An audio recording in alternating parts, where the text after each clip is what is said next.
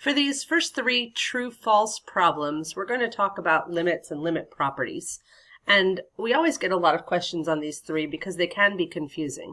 For the first one, what we want to do is pay attention to the parentheses here.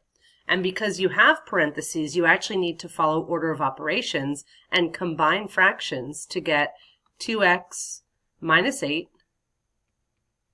divided by x minus 4, which I can factor out a 2 out of the top. And then do you see how it cancels? The x minus 4s will cancel out. So I'm going to be left with just 2. So this simplifies to the limit as x approaches 4 of 2, which is just going to be the number 2. So make sure you follow your order of ops on that one. For the second one, you've seen the limit property that states you're allowed to split a limit into a numerator and a denominator.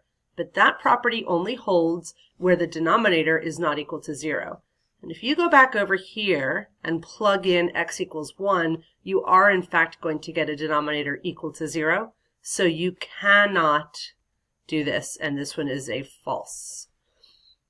Actually, going back to number 1, I just realized this is going to be false. I didn't even finish answering the question, because if I tried to plug in x equals 4 down here, I'd get a 0 denominator on both of these. This limit is 2. This limit over here does not exist. Number 3, very similar to number 2, but this time when I plug in my x equals 1 into the denominator, I do not get out 0. So I am allowed to split this into two fractions, or two limits divided, one in the numerator, one in the denominator, and this one is true.